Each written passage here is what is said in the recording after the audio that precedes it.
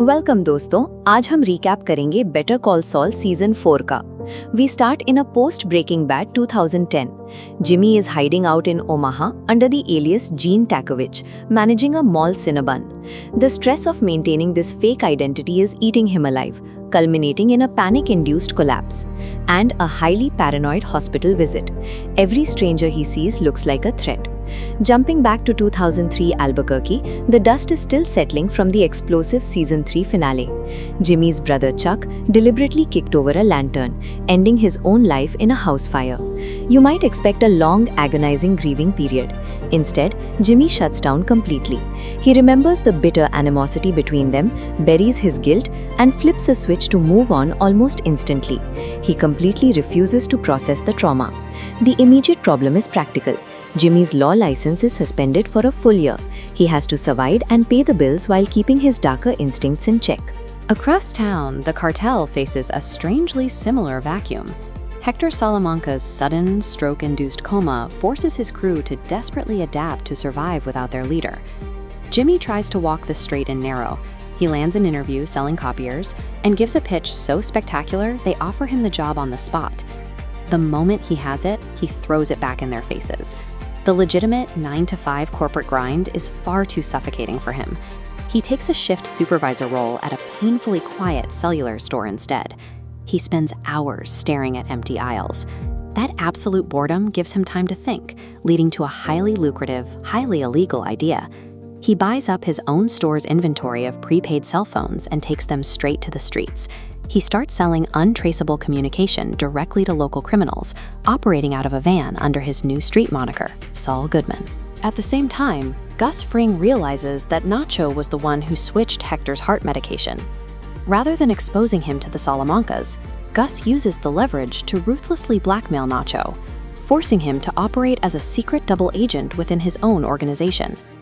Both Jimmy and Nacho find themselves trapped in dangerous double lives. Jimmy leans into his criminal persona for the sheer thrill and easy cash. Nacho wears a mask purely to keep Gus from handing him over to the cartel for a guaranteed execution. Jimmy's street-level hustle quickly attracts the wrong kind of attention. After getting mugged by local teenagers, he skips the police.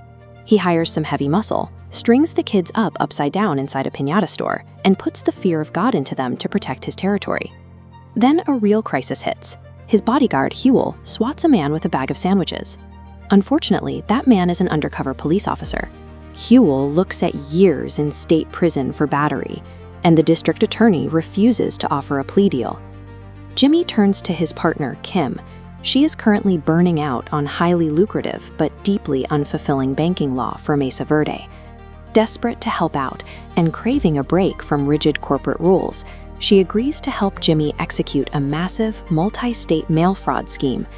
They flood the DA's office with thousands of fake letters from a small town in Louisiana, portraying Huel as a beloved hometown hero. The DA drops the charges to avoid a media circus. Kim isn't horrified by what they've done. She admits to Jimmy that she loved the rush of the scam. Jimmy has crossed a line. He is actively dismantling the integrity of the legal system he claims to respect, and he is pulling Kim, his only moral anchor, right down into the mud with him.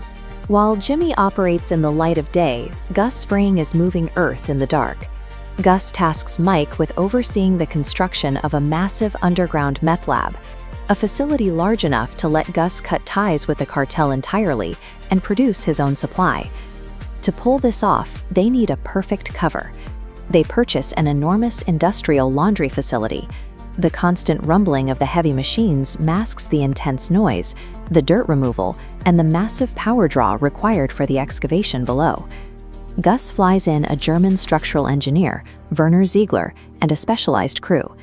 To maintain absolute secrecy, these men are strictly forbidden from seeing the outside world. They live entirely inside a sealed, custom-built warehouse bunker for months, doing nothing but sleeping and drilling. Gus's tightly controlled environment faces its greatest threat when a new player arrives from south of the border to manage the family business, Lalo Salamanca. He is cheerful, highly charismatic, and an incredibly observant, stone-cold psychopath. Gus operates like a machine, trying to engineer a flawless, invisible empire beneath the surface. Lalo represents pure, unpredictable human chaos, and he immediately begins sniffing around Gus's perfectly laid plans. The pressure of the bunker finally breaks Werner. Desperate and homesick, he bypasses the security cameras and escapes the compound for a quick, unauthorized weekend getaway to meet his wife at a local resort. This single mistake triggers a frantic manhunt. Lalo manages to track Werner by phone, tricking him into revealing details about the concrete pour. Mike races against the clock and barely intercepts Werner before Lalo can extract the lab's exact location. Werner apologizes, thinking he's just going to be fired. Gus doesn't do second chances. To protect the multi-million-dollar operation, the order is given. Mike has to march his friend out under the desert stars and execute him. For Mike, this is the end of any remaining moral code. By pulling that trigger for Gus, he becomes the very thing he spent the last 3 seasons trying to avoid, a professional killer with no lines left to cross. Back in Albuquerque, Jimmy's year of waiting is finally over. He sits before the review board for the official appeal to get his law license reinstated. Initially, they reject him, noting his complete lack of remorse when talking about Chuck.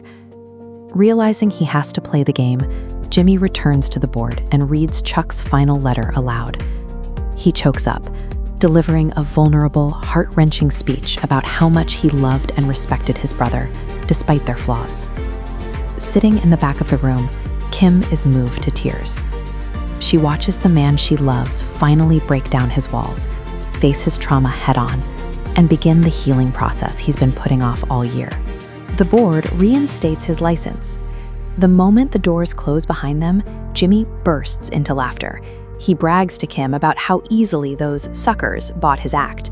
The entire breakdown was a calculated performance to manipulate the panel. Kim is left standing in completely horrified silence. Jimmy delivers the final blow. He requests a DBA, a doing business as form. He realizes his burner phone customers already know and trust his street alias. He abandons the McGill name. It is gone for good. He will practice law now, as Saul Goodman. Jimmy has officially walked away from the McGill name. Saul Goodman is now open for business.